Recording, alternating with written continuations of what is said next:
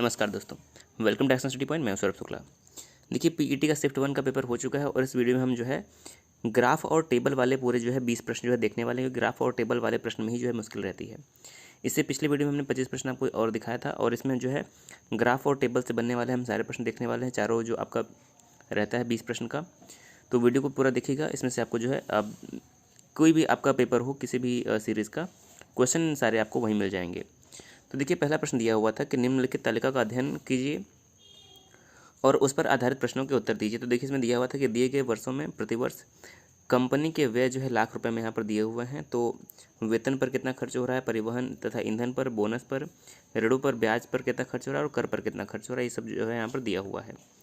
तो पहला प्रश्न पूछा था कि दी गई अवधि के दौरान कंपनी द्वारा भुगतान की गई बोनस की कुल राशि इस अवधि के दौरान भुगतान की गई वेतन की कुल राशि का लगभग कितना प्रतिशत है।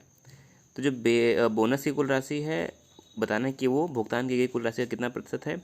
तो इस प्रश्न का जो सही उत्तर हो जाएगा 0.6% जो आपका सही हो जाएगा। देखिए, मैंने सॉल्व कर लिया। अब सॉल्व करने में अधिक समय लगेगा, इसलिए आप सीधे देख लीजिए। 0.6% जो इस प्रश्न का बिल्कुल करेक्ट आंसर हो जाएगा। दूसरा प्रश्न पूछा गया 2011 में इन सभी मदों पर कुल व्यय 2015 में कुल व्यय का लगभग कितना प्रतिशत था। तो 2011 में इन मदों पर कुल व्यय 2015 में कुल व्यय का कितना प्रतिशत था। तो ये हो जाएगा 68.33%। ऑप्शन नंबर ए जो यहाँ पर करेक्ट हो जाएगा। अगला प्रश्न है 29 नंबर। इसमें देखिए, इस अवधि के दौरान कंपनी को प्रतिवर्ष ब्याज की औसत कितनी राशि चुकानी पड़ी। तो ब्याज की जो औसत राशि चुकानी पड़ी वो हो जाएगा 26.66 लाख। बिल्कुल सही आंसर है, आप मिला लीजिएगा। ऑप्शन नंबर डी करेक्ट हो जाएगा। 30वां प्रश्न देखते हैं। देखिए, 30 नंबर में क्या दिया हुआ है। सभी वर्षों के लिए करों पर कुल व्यय और सभी वर्षों के लिए ईंधन और परिवहन पर कुल व्यय के बीच का अनुपात बताना है। तो करों के कुल व्यय और सभी वर्षों के लिए ईंधन और परिवहन पर कुल जो व्यय का अनुपात है वो हो जाएगा 109:151। ऑप्शन नंबर यहाँ पर डी जो है करेक्ट होगा।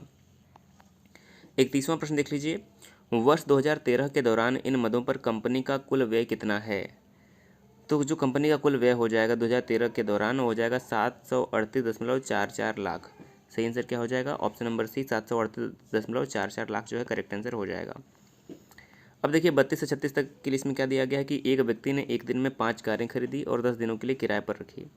तालिका को ध्यानपूर्वक पढ़ना है और सही उत्तर का जो है देना है, सही प्रश्न का उत्तर देना। देखिए, यहाँ पर कार का माइलेज दिया हुआ है, प्रतिदिन उपयोग डीजल की औसत मात्रा और 10 दिनों के दौरान कुल दूरी तय करने में लगा कुल समय यहाँ पर जो है दिया गया है। तो ये जो है काफ़ी अलग टाइप का प्रश्न पूछा गया है इस बार। तो पहला प्रश्न देखिए, प्रश्न ही काफ़ी लंबा लिखा हुआ है कि अल्टो और क्विड दिए गए 10 दिनों के दौरान अपनी औसत गति की समान गति से एक दूसरे की ओर यात्रा कर रहे हैं। मिलने के बाद वे एक दूसरे के शुरुआती बिंदु की ओर यात्रा करते हैं। यदि शुरू में दोनों कारों के बीच की दूरी 2300 किलोमीटर है तो अल्टो और क्विड द्वारा एक दूसरे से मिलने के बाद अपने गंतव्य तक पहुंचने में लगने वाले समय का अंतर ज्ञात कीजिए। तो ये सही आंसर क्या हो जाएगा। यहाँ पर 0 घंटा जो है बिल्कुल करेक्ट हो जाएगा, 0 घंटा। दूसरा प्रश्न पूछा गया है कि दिए गए 10 दिनों के दौरान कार मिनी द्वारा उसकी औसत गति से 875 किलोमीटर की यात्रा करने में लिए गए समय का दिए गए 10 दिनों के दौरान कार स्विफ्ट द्वारा उसकी औसत गति से 990 किलोमीटर की यात्रा करने के लिए समय से जो है समय का अनुपात ज्ञात करना है। तो यहाँ पर सही आंसर क्या हो जाएगा। तो यहाँ पर जो अनुपात सही हो जाएगा, देखिए यहाँ पर जो है अनुपात यहाँ पर आप 18 और देखिए यहाँ पर अनुपात जो है आप 56 और 99 का भी यहाँ पर शायद आ रहा है। देखिए, इस प्रश्न में थोड़ा सा कन्फ्यूजन है, तो आप इसका सी उत्तर वैसे आ रहा है, इसको आप जो है एक बार चेक जरूर कर लीजिएगा। 34वां प्रश्न है 10 दिनों के दौरान अल्टो और टियागो की औसत गति का अनुपात क्या था। तो ये हो जाएगा आपका 25:36 जो है। ऑप्शन नंबर बी बिल्कुल करेक्ट हो जाएगा। अगला प्रश्न है 35वां प्रश्न। 10 दिनों के दौरान टियागो और मिनी द्वारा तय की गई कुल दूरी का अनुपात कितना है। तो ये हो जाएगा 18:25। बिल्कुल सही है, डी ऑप्शन। 36वां प्रश्न है कि सभी कारों द्वारा 10 दिनों में तय की गई कुल दूरी कार ए और कार बी 150 घंटे और 30 घंटों में तय की करती हैं। तो कार ए और बी की औसत गति के बीच अंतर ज्ञात करना है। तो 36वें प्रश्न का सही आंसर हो जाएगा 61 किलोमीटर प्रति घंटा। ये बिल्कुल सही आंसर है। अब देखिए, 37 से 41 तक के लिए क्या दिया हुआ है। इसमें भी निम्न इसमें 2001 से 6 तक की 6 वर्षों के दौरान प्रत्येक वर्ष की शुरुआत में कंपनी में शामिल होने वाले और छोड़ने वालों का जो है यहाँ पर कुछ दिया हुआ है डिटेल, तो उसके अनुसार जो है उत्तर देना है। तो पहला प्रश्न दिया गया कि 2003 के दौरान कंपनी में कार्यरत कर्मचारियों की संख्या जो है कितनी है। तो देखिए यहाँ पर 5,000 और 5300 में कन्फ्यूजन है। यहाँ पर 5300 जो है यहाँ पर सही होना चाहिए। इसको आप जो है एक बार जरूर चेक कर लीजिएगा। 38वां प्रश्न है 2002 से 2003 तक कर्मचारियों की संख्या में लगभग कितने प्रतिशत की वृद्धि या फिर कमी हुई है। तो इस प्रश्न का सही आंसर हो जाएगा 1% जो है हुआ है।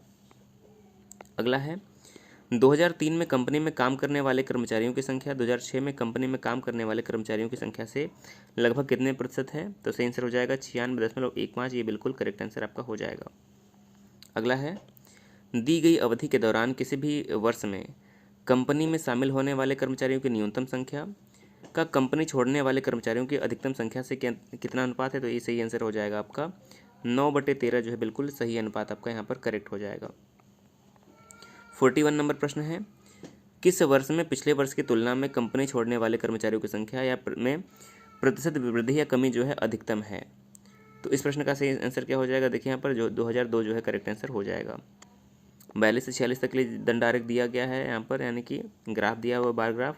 इसको देखकर सही उत्तर बताना है। तो हमारा पहला प्रश्न देखिए क्या है 2015 और 16 का औसत उत्पादन निम्नलिखित में से किस वर्षों के युग्म के औसत उत्पादन के बिल्कुल बराबर था। तो ये 2012 और 17 के जो है बिल्कुल बराबर था। सी ऑप्शन करेक्ट हो जाएगा। 43 नंबर प्रश्न है 2011 की तुलना में 2018 में खिलौने के उत्पादन में लगभग प्रतिशत वृद्धि कितनी थी। तो ये 137.5% जो है वृद्धि थी। औसत ऑप्शन नंबर डी करेक्ट हो जाएगा। 44वां प्रश्न है पिछले वर्ष की तुलना में किस वर्ष में प्रतिशत वृद्धि सर्वाधिक थी। तो 44 नंबर प्रश्न का सही उत्तर हो जाएगा आपका 2017 जो है यहाँ पर बिल्कुल करेक्ट आंसर हो जाएगा। अगला प्रश्न है 45वां प्रश्न दिए गए कितने वर्षों में खिलौनों का उत्पादन दिए गए वर्षों के औसत उत्पादन से अधिक था। तो ये 4 वर्षों में जो है औसत उत्पादन से अधिक था। और अंतिम प्रश्न है कि 2013 से 14 तक खिलौनों के उत्पादन में लगभग प्रतिशत गिरावट कितनी थी। तो ये प्रतिशत गिरावट लगभग जो है 20% थी। ऑप्शन नंबर आपका यहाँ पर जो है सी करेक्ट हो जाएगा। तो देखिए इस वीडियो में हमने आपको 20 प्रश्न जो है आपको टेबल वाले और ग्राफ वाले बता दिए। अगले वीडियो में हमको जीके जीएस और करंट अफेयर यानी कि जीके जीएस और करंट अफेयर के मिला के 50 प्रश्न जो है करवाने वाले हैं। तो वीडियो को जरूर देखिएगा। चैनल को सब्सक्राइब कर दीजिए, वीडियो को जरूर शेयर करिए। वीडियो देखने के लिए बहुत बहुत धन्यवाद।